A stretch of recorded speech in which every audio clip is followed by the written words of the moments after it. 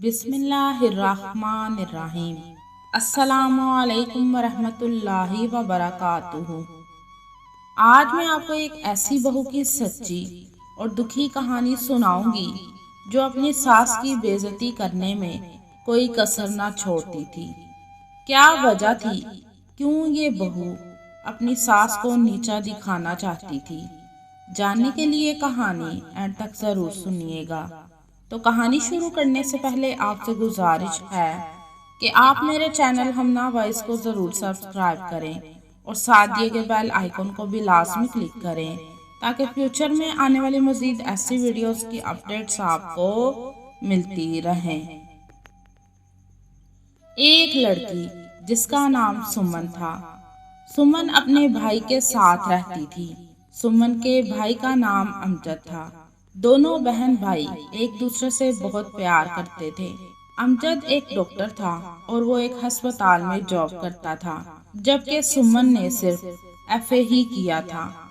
अमजद की बहुत ख्वाहिश थी कि उसकी बहन भी डॉक्टर बने, क्योंकि अमजद की सोच थी कि वो अपनी बहन सुमन की शादी एक डॉक्टर से करेगा, पर शायद ऐसा होना नामुमकिन था। अमजद ने सुमन के लिए एक लड़का देखा जिसका नाम आदिल था। आदिल किसी कंपनी में जॉब करता था और अमजद ने जल्द ही आदिल के साथ अपनी बहन सुमन की शादी कर दी थी। अमजद चूंकि अब घर में अकेला हो गया था, इसलिए उसने भी अंबर की शादी के 2 माह बाद ही शादी कर ली थी। अमजद की बीवी का नाम हादिया था। सुमन की शादी जिस घर में हुई थी, वहाँ उसकी सास और शोहर के अलावा और कोई ना था। आदिल तो सुबह सवेरे ही काम पर चला जाता था और घर में सिर्फ सुमन और उसकी सास रह जाती थी। सुमन की सास का नाम सफिया था। सफिया की चूंकि आदिल के अलावा और कोई औलाद ना थी, इसलिए उसने अपनी बहू सुमन के बहुत नखरे उठाए थे। सुमन की सास सफिया ने उसे 3 माह तक घर का कोई काम ना करने दिया था। जिस दिन सफिया ने अपनी बहू सुमन को काम पर लगाया था, उसने पूरे मोहल्ले में मिठाई बांटी थी। लेकिन अगले ही दिन सफिया की इस खुशी पर भी पानी फिर गया था, क्योंकि आदिल बगैर नाश्ते के काम पर चला गया था। वो 1 घंटा लगातार सुमन को जगाता रहा कि मुझे नाश्ता बना दो, मुझे काम पर जाना है, लेकिन सुमन ना उठी। फिर सफिया ने भी सुमन को कई बार आवाज लगाई कि सुमन बेटी, मुझे नाश्ता बना दो, लेकिन सुमन अपने कमरे से बाहर तक ना आई थी। फिर सफिया ने खुद ही नाश्ता बनाकर खा लिया था। सुमन दोपहर के 1 बजे उठी और अपनी सास को बोली, अम्मी मुझे नाश्ता बना दें। तो सफिया ने खामोशी से सुमन को नाश्ता बना दिया था। सुमन ने नाश्ता किया और फिर से अपने कमरे में चली गई थी। अब हर रोज ऐसे ही होने लगा था। एक दिन सफिया ने सुमन को कहा कि आज मैं तुमको नाश्ता नहीं बनाकर दूंगी, तुम कौन सा मुझे या मेरे बेटे को नाश्ता बनाकर देती हो? तुम्हारी वजह से मेरा बेटा भूखा काम पर चला जाता है। तो सुमन बोली, ना बनाकर दे, मेरे हाथ टूटे तो नहीं, मैं खुद ही बना लूंगी। और अगर अपने बेटे का इतना ही दुख है आपको, तो उसे खुद नाश्ता बना दिया करें। तो सफिया बोली, अल्लाह माफ करे, तुम्हारी तो गज लंबी जुबान है।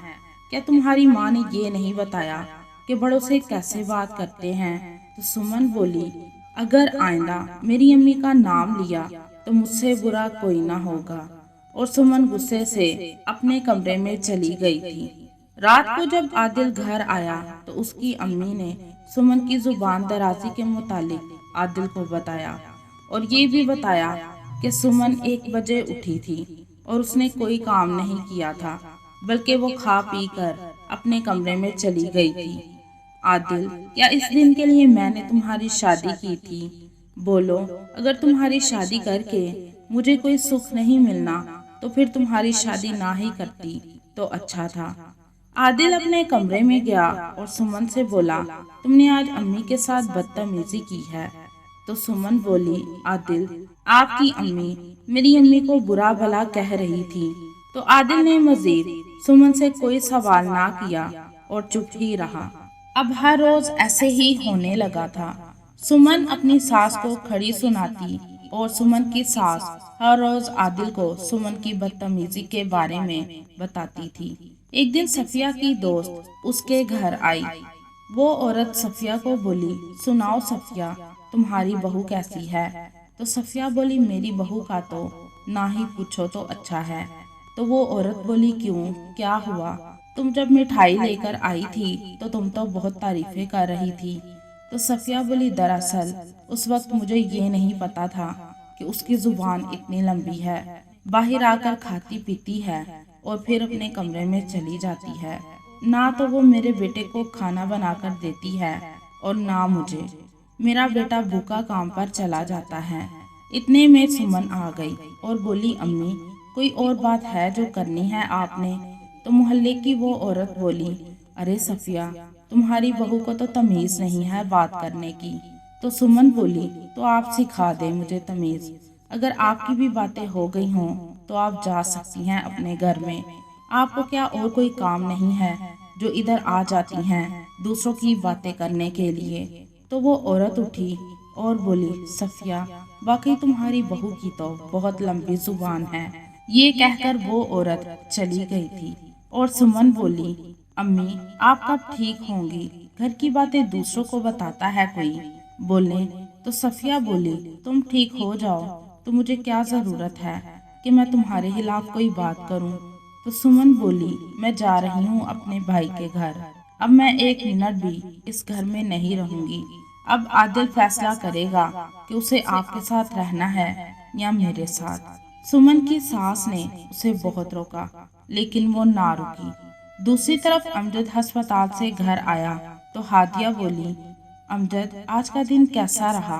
तो अमजद बोला, हाँ ठीक, बस सर में दर्द हो रहा है। तो हादिया बोली, आप फ्रेश हो जाएं, मैं आपके लिए चाय बनाती हूँ। इतने में अमजद के दरवाजे पर दस्तक हुई। अमजद उठने ही लगा था तो हादिया बोली, आप बैठे, मैं देखती हूँ। हादिया ने जब दरवाजा खोला तो सुमन थी। हादिया सुमन को देखकर बोली, सुमन आओ अंदर। अमजद सुमन को देखकर समझ गया था कि जरूर कोई बात हुई है। अमजद बोला, हैरियत सुमन, तुम इस वक्त अकेली आई हो?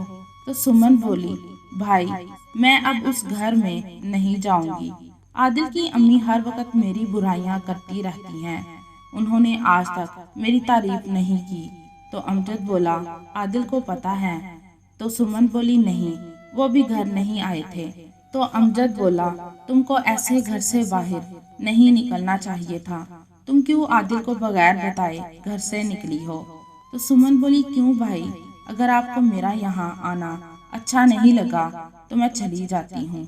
तो अमजद बोला, सुमन, ऐसी कोई बात नहीं है। ये जितना मेरा घर है उतना तुम्हारा भी है। मेरी बहन, अगर आदिल की अम्मी तुमको कुछ कहती हैं तो तुम्हारे भले के लिए ही कहती होंगी।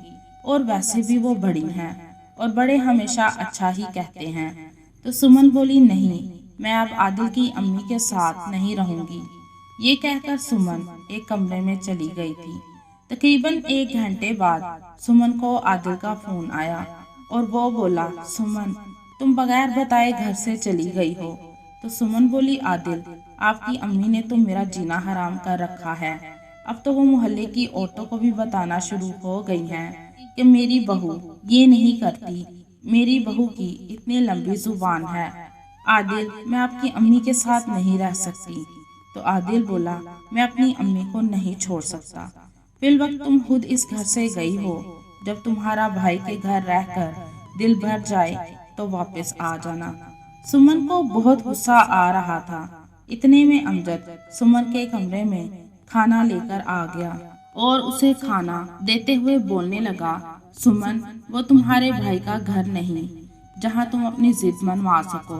वो आदिल की अम्मी है। वो उनको छोड़कर तुम्हारे साथ नहीं रह सकता। मेरी बहन, तुम अपना घर खुद खराब कर रही हो। तो सुमन बोली, भाई, मैं फिर से कह रही हूँ, अगर आपको मेरा यहाँ आना अच्छा नहीं लगा तो मैं जल्द ही अपना बंदोबस्त करके यहाँ से चली जाऊंगी। तो अमजद बोला, मेरी बहन, ऐसी बात नहीं। बेटियाँ अपने ही घरों में अच्छी लगती हैं। मेरे लिए तुम्हें रोटी देना कोई मुश्किल बात नहीं। सुमन, अब तुम बड़ी हो गई हो, वैसे भी जिद माँ बाप के घर में ही अच्छी लगती है। बहन, ये कहकर सुमन का भाई कमरे से बाहर जाने ही लगा था कि सुमन बोली, तो भाई मेरी एक शर्त है, आप फोन कर दें आदिल को, वो मुझे कल आकर ले जाए। तो अमजद खुश हो गया। अमजद ने आदिल को फोन कर दिया था कि कल आके सुमन को घर ले जाना। आदिल जब सुमन को लेने आया तो सुमन बहुत खुश थी और सुमन खुशी खुशी अपने ससुराल चली गई थी। सुमन जब अपने ससुराल वापस आई तो अपनी सास के गले लग के अपनी सास से माफी मांगी। तो उसकी सास हैरान थी कि ये सुमन ही है ना। फिर सुमन घर के सारे कामकाज करने लगी थी, लेकिन सुमन के दिमाग में क्या चल रहा था ये किसी को पता ही नहीं चल सका। सुमन हर रोज अपनी सास को अपने हाथों से चाय बनाकर और खाना बनाकर देती थी और अपनी सास को अब वो कोई काम ना करने देती थी। यहाँ तक कि अपनी सास को वो किचन में पाँव तक ना रखने देती थी। सुमन की सास सुमन से बहुत खुश थी, लेकिन सुमन की सास अब बीमार रहने लगी थी। 5 माह ऐसे ही गुजर गए थे कि एक दिन अचानक सुमन की सास की तबीयत बहुत ज्यादा खराब हो गई थी। सुमन ने अपने शोहर आदिल को फोन कर दिया। आदिल घर आया तो वो अपनी अम्मी को लेकर अस्पताल चला गया था। सुमन से अपनी सास की हालत देखी नहीं जा रही थी। वो रोए जा रही थी और कह रही थी कि ये सब मेरी वजह से ही हुआ है। मेरी सास तो बहुत अच्छी है, वो मुझे एक माँ की तरह प्यार करती है। उसने अपने भाई को फोन किया और अपने भाई को सब सच बता दिया कि भाई मैं आपकी दवाइयों में से एक ऐसी दवाई लेकर आई थी जिसको थोड़ा थोड़ा खाने से इंसान जल्द ही खत्म हो जाता है, और वो दवाई मैं अपनी सास को दे रही थी। लेकिन आज जब उनकी तबीयत खराब हुई है तो मुझे कुछ अच्छा नहीं लग रहा। भाई, मैं नहीं चाहती कि मेरी सास को कुछ हो, भाई आप कुछ करें ना। तो अमजद बोला, सुमन तुम सब्र और तहम्मुल से काम लो, तुम्हारी सास जल्द ही सेहत याब हो जाएगी। फिर अमजद ने सुमन की सास का इलाज किया और सुमन ने दिन रात अपनी सास की बहुत हिम्मत की कि उसकी सास जल्द ही सेहत याब हो गई थी।